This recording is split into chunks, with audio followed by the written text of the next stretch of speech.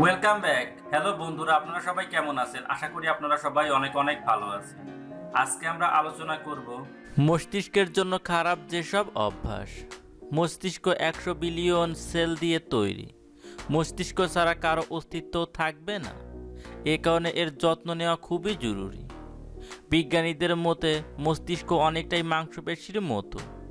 যত এটি ব্যবহার হবে ততই এটি শক্তিশালী হবে। তবে দুঃখের বিষয়, দৈনন্দিন জীবনে এমন কিছু অভ্যাস আছে যেগুলো মস্তিষ্কের ক্ষতি করে। যেমন 1. ধূমপানে হৃৎপিণ্ড এবং ফুসফুসের ক্ষতি হয়। এ অভ্যাসের কারণে ত্বক দ্রুত বুড়িয়ে যায়। তবে অনেকেরই হয়তো জানা নেই ধূমপানের কারণে মস্তিষ্কও ক্ষতিগ্রস্ত হয়। বিশেষজ্ঞদের মতে ধূমপানের অভ্যাস মানসিক স্বাস্থ্য, আচরণগত সমস্যা তৈরি করে। 2. ধূমপানের মতো অতিরিক্ত অ্যালকোহল পানেও মস্তিষ্ক ক্ষতিগ্রস্ত হয়। 3. শরীরে আর্দ্রতা বজায় রাখতে পর্যাপ্ত পরিমাণে পান করা উচিত, এটা সবারই জানা। তবে মস্তিষ্ক যে 75% পানি দিয়ে তৈরি তা হয়তো অনেকেই জানেন না। এ কারণে শরীরে পানির শূন্যতা হলে মস্তিষ্কেও সমস্যা দেখা দেয়। 4. মস্তিষ্কের শক্তির প্রধান উৎস হচ্ছে গ্লুকোজ, যা হলো এক ধরনের সুগার।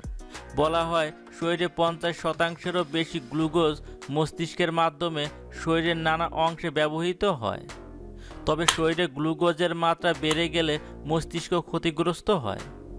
গবেষণায় দেখা গেছে অতিরিক্ত পরিমাণ সুগার খেলে মস্তিষ্কের সেলের সমস্যা হয়।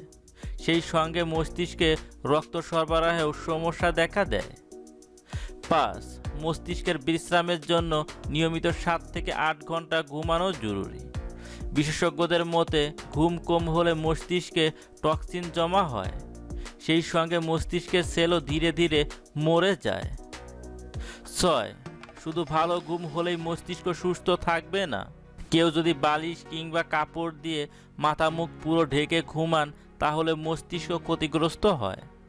কারণ শ্বাস ছাড়ার সঙ্গে সঙ্গে কার্বন ডাই অক্সাইড বের হয়ে যায়। মুখ ঢাকা থাকলে শরীর পর্যাপ্ত অক্সিজেন পাওয়া থেকে বঞ্চিত হয়, আর অক্সিজেনের ঘাটতি হলে মস্তিষ্কের স্বাভাবিক কার্যকারিতা কমে যায়।